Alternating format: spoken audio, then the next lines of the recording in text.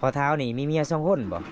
เลยเอาเมีย2 คนนี่ได้เมียมีผู้ที่หนึ่งพร้อมบ่พอเท้าหรือว่าจังใดหรือว่าก็พร้อมเลยอ๋อ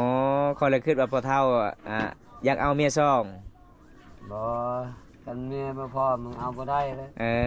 เมียพร้อมก็เลยเอาสมัยนั้นเขาใช้คุกด้วยกันสมัยก่อนนะสมัยก่อนโอ้ถ้าบ่ได้เมีย2ก็คือเข้าคุกเลยเข้าคุกเลยโอ้เราหาปะกันเลยบ่ให้เอาโอ้แต่เป็นยังพอเท่าคือเอาใดพอเท่านี่ได้เมียบ่มีลูกกับบ่มีลูกนี่เขาให้เอาบ่มี2คันมีเมียมีลูกแล้วก็คือเขาเอา2บ่ได้สมัยก่อนเนาะสมัยก่อนเท่าเป็นครอบครัวยากจนเนาะแม่เท่าเนาะเกินสารบ้านซองสิอยู่กับบ่มีทุกคนเลยนี่เบิ่งเฮือนของน้องโอ้ยสงสารน้องหลายเลยทุกคนแบบเดิมเลยเฮือนแบบโบราณเลยทุกคนเอาหญ้าคามามุ่งหลังคาเมีย2 คนกำลังปีงปลาแล้วก็พิงไฟส่วนพ่อเท้าเพิ่นกำลังสิใส่เพียกเป็นเพราะว่าสิเกียมเครื่องคองเพิ่นก็สิลงน้ำลงเซทุกคนเลยหาอยู่หากินหาปลาพี่น้องได้ปลาแล้วก็มาขายส่วนลูกสาวเพิ่นก็สิตำข้าวปุ้นอีเมียเท่า2 คนเห็นบ่สามัคคีกันเลยทุกคนอยู่ใส่ก็อยู่น้ำกันพี่น้องเลยส่วนพ่อเท่าอยู่ทางนี้ วันเยี่ยมวายามวันนี้คนละคิดว่าซอสุกคิดตัวบอมตาสุดท้ายแม่นเลยทุกคนว่าค่อยมีแม่2 คนได้อ้าว แม่นั่นเลยเด้อทุกคนได้มากินข้าวปุ้นน้ำกันเด้อนี่แซ่บได้เห็นบ่ใครอยากกินก็มาเด้อนี่โดนคือกระมอดดิอันคือหลักตาทีอีเมผู้ที่2มาอยู่นำอีเมผู้ที่1นี่ไปขอให้อยู่นำลาวเด้ก็เลยบ่แม่นว่าพัวลาวไปลินบ่แม่นทุกคนนี่อีเมผู้ที่1เนี่ยขออีเมผู้ที่2ให้อยู่นำลาวเป็นพี่น้องกันพี่น้องก็เลยอยู่นำกันใดพี่น้องเมีย2พัว1เด้อทุกคนแปลกหลายเห็นบ่เขาเจ้าเฮ็ดหยังก็ต้องเฮ็ดนำกันซอยกันพี่น้องน้ำเมียอยากได้เมีย2เมียก็ให้อีกเมียก็ให้เอาโอ้พี่น้อง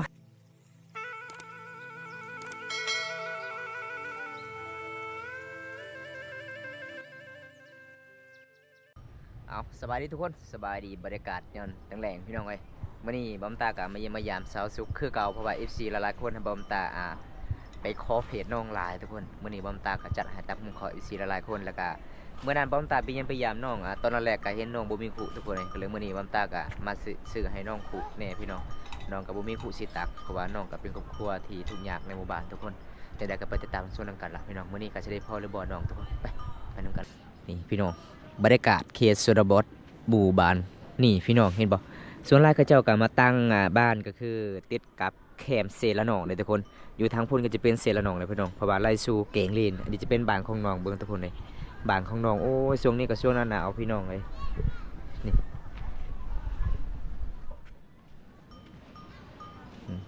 เพื่อนสารบ้านซอกน้องประมาณซำนี้ล่ะพี่น้อง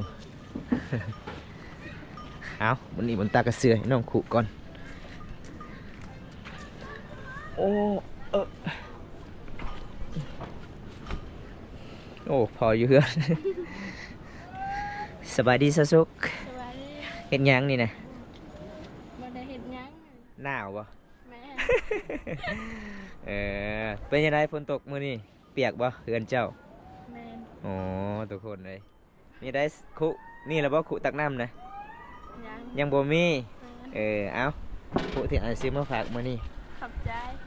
อีหยังแน่อย่างเปิดลองเบิ่งตามเป็นบ่จะว่าตามเป็น เอาพี่น้องซื้อให้น้องคุเพราะว่าสุขุของน้องประมาณ2 นิ้วทุกคนอันจะเป็นสีเขาเจ้าทาสีแล้วก็จะปะน้องก็สิเก็บเพราะว่ามันสิแตกเลยทุกคนเลยน้องก็ไปตักน้ำมันก็สีหัวนี่เบิ่งพี่น้องเฮือนสั่นของน้องมาเมื่อนี้ก็ยังคือเก่าเลยทุกคนเลยเห็นบ่มุนหมดเลยยาคาพี่น้องนี่เพราะว่าช่วงนี้ก็ช่วงหนาวฝนตกแน่ฝนตกไฟฟอเนี่ยทุกคนเลยเฮ็ดเป็นบ่อันนี้คือกระสอบจะว่าบ่มีกระสอบเมื่อนั้นสิช่วยเขา เอาตอนนี้สาวสุกกะสิตำข้าวปุ้นก่อนทุกคนเลยเนาะ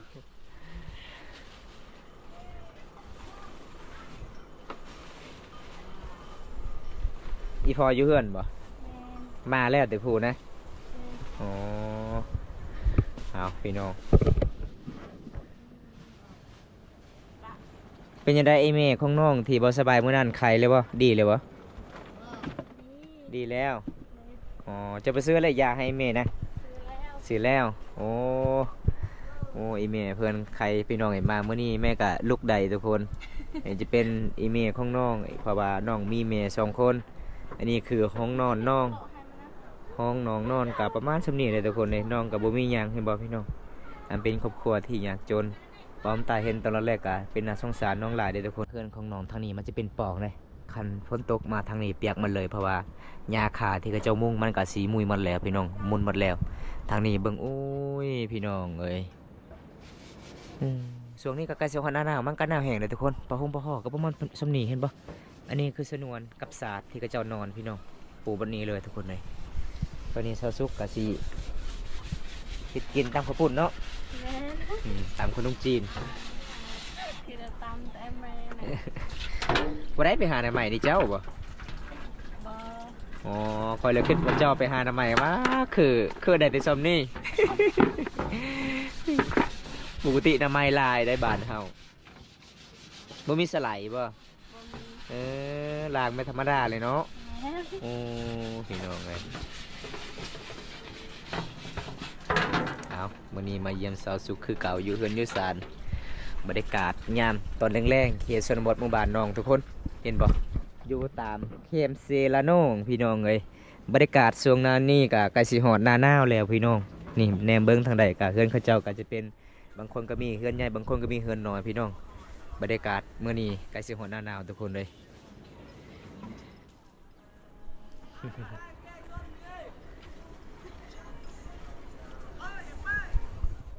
สุดยอดหลายเลยทุกคนธรรมศาสตร์ล้วนๆเลยหมู่บ้านนี้ อันใช้เป็ด สิเฮ็ดเพียกบ่พ่อเฒ่า เลย โอ้ เพียกมันขาดดุอันนี้ ถึกปลาใหญ่บ่ ถึกปลาใหญ่ ส่วนหลายปลายังถึกพอ ปลาครึ่ง ปลาครึ่ง เลย โอ้พี่น้องเอ้ย แล้วมัน10 ปลายโลนี่ 10 ปลายโลได้ดอก ได้กายนั่นมันขาดนี่ ขาดมาเลย ขาดปุ๊บ โอ้สายนี้ก็ยังขาดทุกคน เลย อันนี้คือพ่อเฒ่าเพิ่นสิใส่เพียพี่น้องนี่โอ้พี่น้อง มันบ่มีเบ็ดใหญ่จำนี่อันนี้ฮะก็เอามื้อเช้านี่เอาน้ำหมู อันนี้นะ ขอน้ำหมู อ๋อสุดใหญ่เลยนี่ ใหญ่เลย โอ้พี่น้องเอ้ยหมู่บ้านนี่เขาเจ้ากะหาอยู่หาเกณฑ์ก็คือตามเซละน้องพี่น้องเอ้ยส่วนหลายก็ถึกปลาครึ่งเนาะโอ้สำนีบ่อยู่บ่สำนี บ่อยู่ เป้าพี่น้อง มันงะเลย เคยได้บ่ใหญ่สุดบ่พอ เคยได้อยู่ตะกี้อะ โอ้ ตะกี้มันมีเบ็ดใหญ่นี่ โอ้โดย โอ้หึงแล้ว อ๋อ จักจะได้ปีอะมันก็เชี่ยฮะ โดนเลยบ่มาแต่ให้ ไม่ต้องทำมือนะ 2-3 มื้อเป็นจังได๋อยู่ผู้ฝนตกตลอดเลย ฝนตกเมื่อวานนี่ก็ตก อ๋อก็เลยหุดเข้าให้บ่ได้เนาะ บ่ได้แล้วหุบบ่ได้แล้ว ทุกคนเลยอันนี้คือพ่อสาวสุข อันได้อยู่แต่ว่าก็เอาอยากเอาไว้อันนี้ มัน เอาไว้มัน มันเปียกมันซึมเบิด อันนั้นน่ะมันดอกเลย อ๋อ ปกเปียกเลย เพราะว่าอันนี้ก็ตอนแรกไปใส่เลยบ่ โดย โอ้พี่น้อง ใช่เลย อันนี้ก็คือกระเจ้าสำหรับหาเงินหาคำเนี่ยทุกคนเลยก็คือใส่เพียก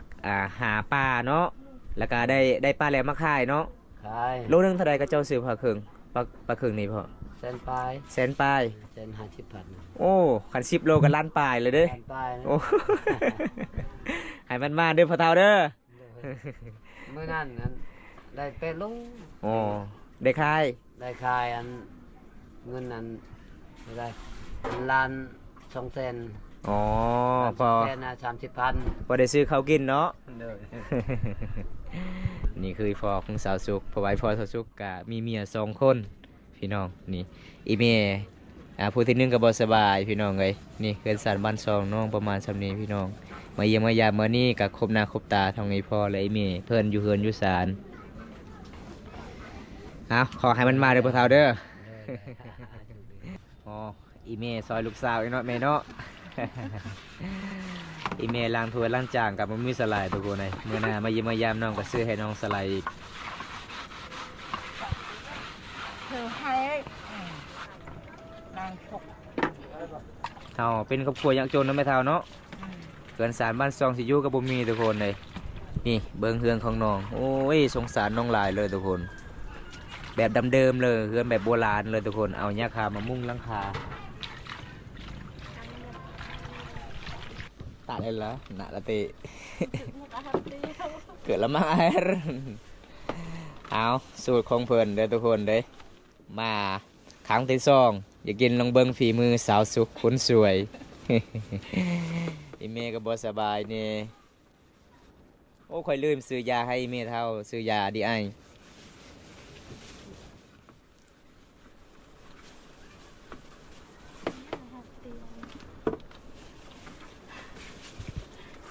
Con mò kim nhất là hạt tiêu thật đó, bắt cha, หนาวมั้ยกลอ có bắt cha mà.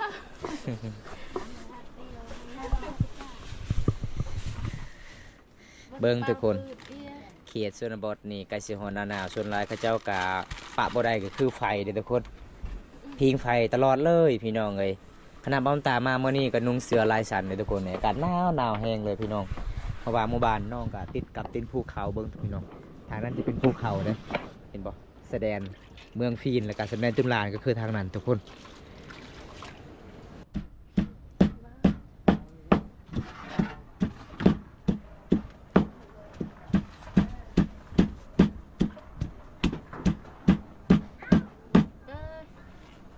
ใส่จังหน่วยมักเผ็ดนะ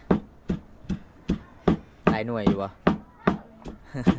มักเผ็ดต้องใส่เผ็ดเนาะคันกินบ่เผ็ดมันก็บ่ได้แสบปากทุกคนเลยน้องก็เลยเอาเผ็ดต้องใส่2เส้นเนาะพ่อเฒ่าเนาะ เด้อ คันเส้นเดียวนี่มันขาด มันขาด อู้พี่น้องเอ้ยความแห้งอหลีปลาเขิงนี่ทุกคนคันมานนี้มันก็สิเป็นปลาใหญ่หลายเนาะเสียน้องเนาะพ่อเฒ่าเนาะ แม่น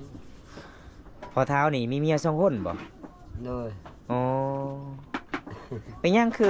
อเอาเมียคือเมีย2คนนี่ได้เมียมีผู้ที่หนึงพร้อมบ่พ่อเฒ่าหรือว่าจังใดหรือว่า กระเพาะมันแล้ว อ๋อเขาเลยคิดว่าพ่อเฒ่าอยากเอาเมีย2 บ่กันเมียบ่พอมึงเอาบ่ได้เลย เมียพร้อมก็เลยเอา สมัยนั้นเขาใช้คุกด้วยกัน สมัยก่อนนะ สมัยก่อน โอ้ถ้าบ่ได้เมีย2ก็คือเข้าคุกเลย เอาคุกเลยเลย โอ้ เราหาปะกันเลยบ่ให้เอา โอ้แต่เป็นหยังพ่อเฒ่าคือเอาได้ บ่เท่านี่ได้เมียบ่มีลูก กับบ่มีลูกนี่เขาให้เอาบ่เมีย2 เออ คันมีเมียมีลูกแล้วก็คือเขาเอาซองบ่ได้ บ่ได้ สมัยก่อนเนาะ สมัยก่อน อ๋อทุกคน ส เลย มัยนี้นี่เขาบ่ให้ อืม อีกตามนั้นเราถูกต้องเอง แล้ว สมัย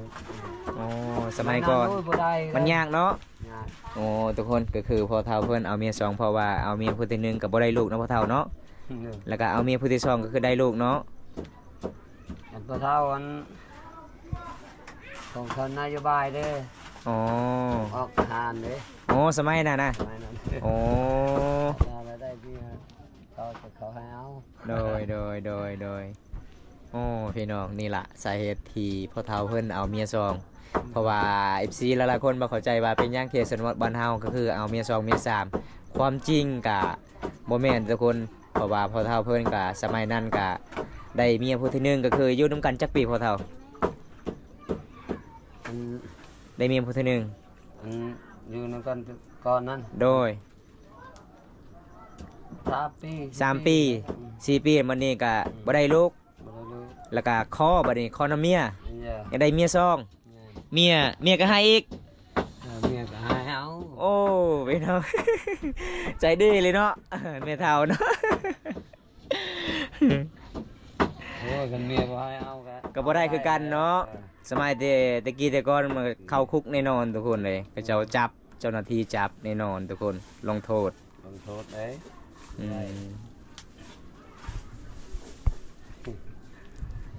มแปลกเลยทุกคน เพิ่งได้ฮู้จักเลยทุกคนเลย ก็บ่ได้ถามพอเท่าเพิ่นก็บ่ฮู้จักเด้ เอาสู้ๆเด้อพอเท่าเด้อ เจาะเจอคือใส่แล้วเด้อ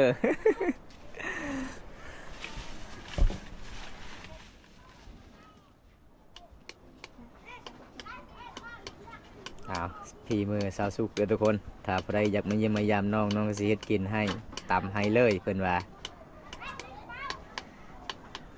เขาเจ้าบ่ได้ขายน้ำตาลบ่ค่อยลืมซื้อน้ำตาลแล้ว เจ๊มันเนี่ยมันเจอ เบิดแล้ว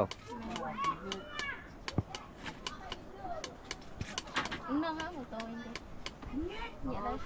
นี่ก็คือมักถั่วให้เด้อทุกคนสำหรับเวลาเขาเจ้าเฮ็ดให้เฮ็ดสวนปลูกข้าวให้เขาเจ้าต้องปลูกมักถั่วไปพร้อมพี่น้องสีมันแตกต่างกันเด้อทุกคนมักถั่วที่เขาเจ้าขายอยู่ห้านละลายพี่น้องเขาเจ้าปลูกตามให้ตามสวนก็คือมะเขือหัวซิไข่พี่น้องหัวขาครบสดพี่น้อง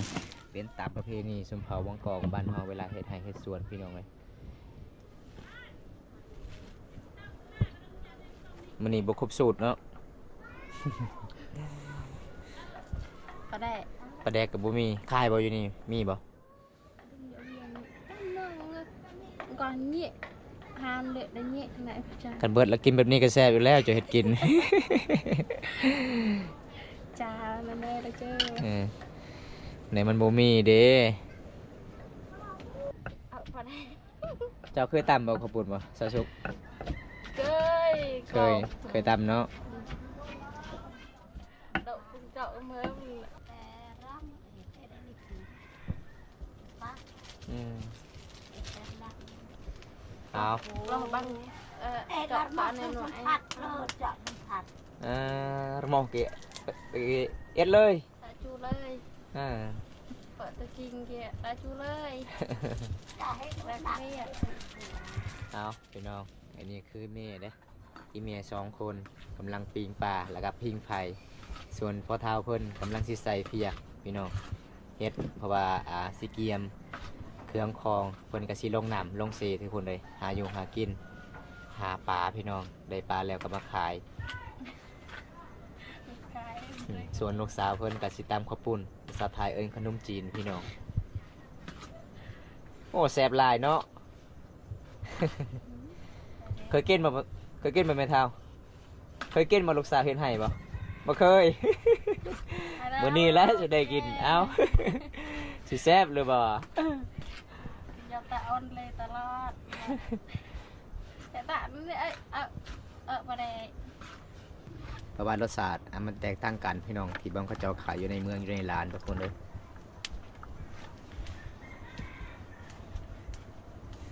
เจ้าบ่มีหมู่เนาะมานอนน้ำจุดนี้เนาะ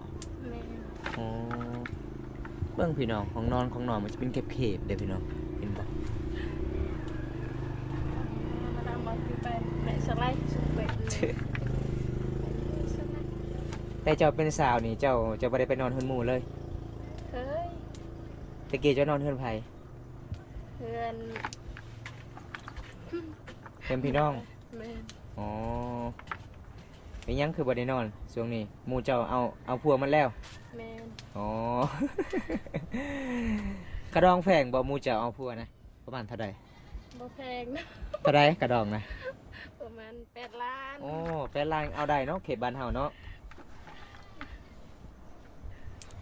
กระดอง8 ล้านส่วนสาวสุก35 ล้านเด้อทุกคน อย่าลืมเด้อถ้าผู้ใดมักหักน้องก็35 ล้าน อีกเดือน11วันที่25ก็สิมาแจกผ้าถุงในหมู่บ้านนี่ทุกคนเด้เพราะว่าบอมตาก็สั่งมาแต่ประเทศไทย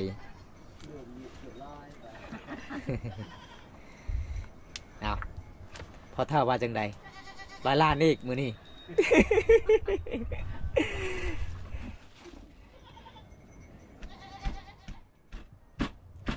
เบิ่งอีเมล2 คนรอทาจะกินลังเบิ่งฝีมือลูกเด้ ลูกว่าค่อยมักเฟสเด้ออีเมลเด้อเลยจัดเผ็ดๆทุกคน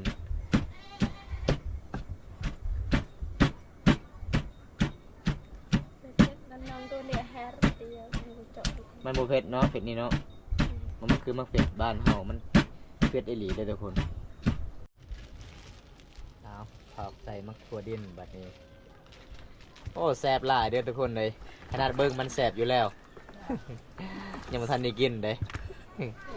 โคตรงามเฮ็ดกินมันก็แซ่บอยู่แล้วทุกคนเลย เร่งไว้ เร่งรอยไปว่าจังใดจางเกลือ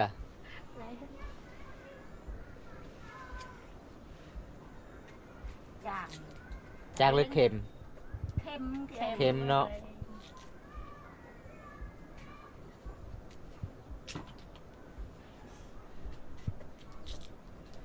ใส่กับมักแตงไปพร้อมทุกคน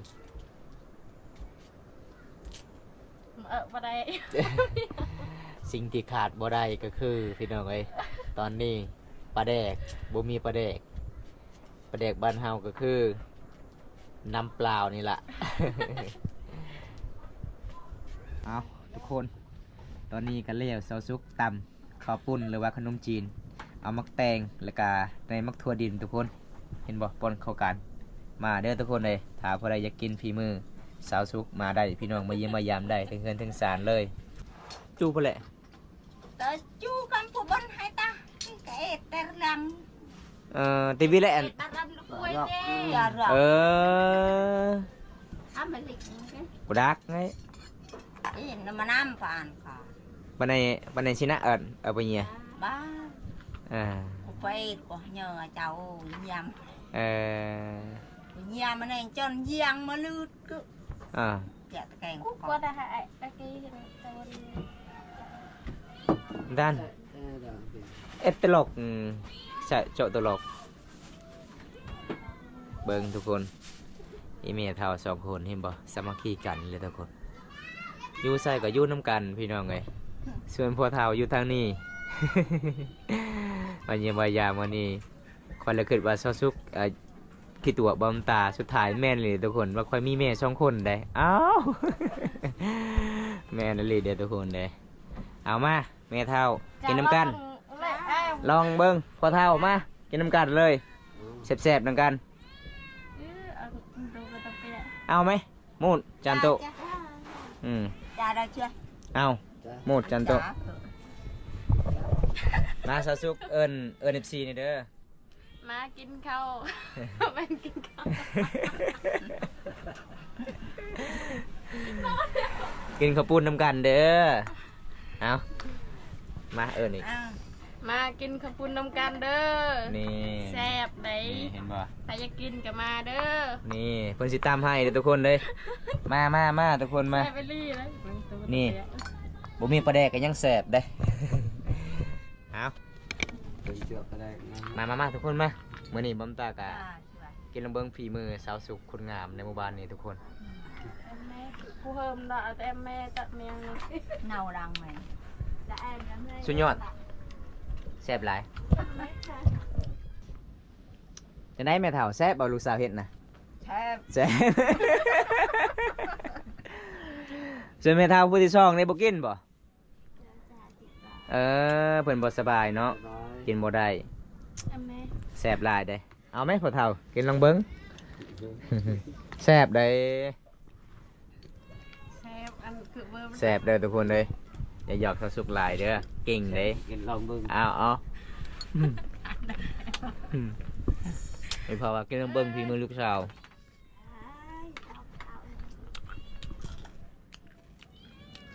ทำไมวันนี้แซ่บจ้าจริงมันจะเนี่ยตัดเมียง cho nó riêng chế bài là mà มันเตี้ยกูเจาะไม่เยอะว่าแต่กู นะ ลอง พอดีมาเนาะแซ่บเนาะ Dạ ơi อีหยังแม่เฒ่ากินแล้วหัวกินแล้ว อารมณ์ดีตลอดเลย Tại em nó thôi phải cho nó ai mấy อืมโอ้มาเฮือนสาวสุขทุกคนนี่พี่น้องมียางข้าเจ้าก็ต้องย่อให้กินนะทุกคน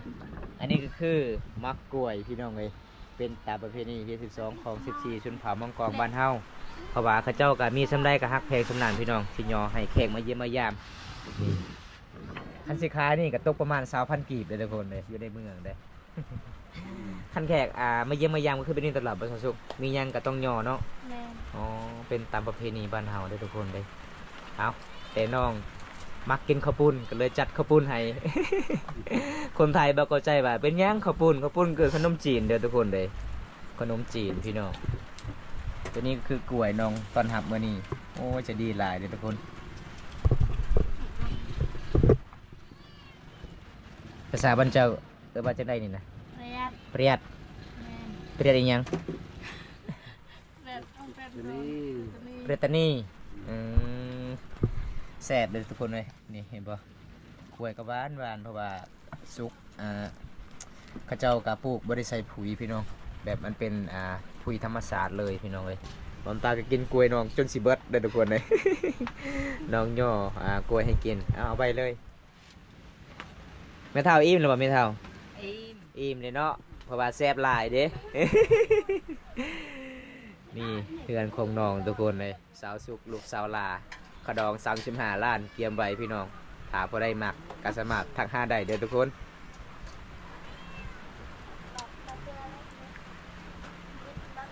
ก็คืออีมี่บ่แม่เฒ่าแม่เฒ่า2 คนคือนอนอยู่นี่บ่ นั่นกัน โอ้ส่วนนี้พอมานอนอยู่นี่โอ้ทุกคนเลยก็คือเพื่อนน้องก็มีแต่ห้องเดียวได้มีแต่ห้องนอนสาวสุขทางนั้นทุกคนเพราะว่าห้องนอนน้องก็จะเป็นห้องนอนน้อยๆมีแต่น้องผู้เดียวนอนจุดนั้นพี่น้องเลยเพราะว่าเป็นครอบครัวที่ยากจนพี่น้องในหมู่บ้านอันนี้ก็คือเป็นประเพณีบ้านเฮาเด้อทุกคนนี่เวลาเขาเจ้ามาจำฮีตก็คือต้องจำบอกจุดนี้ทุกคนเลยเห็นบ่เพราะว่าผู้หญิงก็ขึ้นบ่ได้เลยมีแต่ผู้ชายขึ้นได้จุดนี้มันขลำพี่น้อง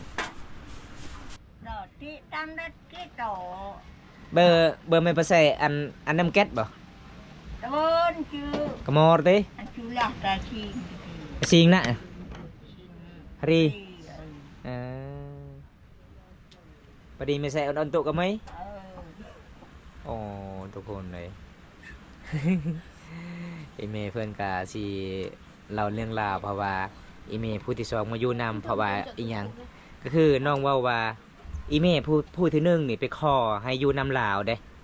ก็เลยบ่แม่นว่าพัวลาวไปลินบ่แม่นทุกคนนี่อีเมผู้ที่หนึ่งขออีเมผู้ที่สองให้อยู่นำลาวเป็นพี่น้องกันพี่น้องเลยก็เลยอยู่นำกันใดพี่น้องเมีย2พัว1เด้อทุกคน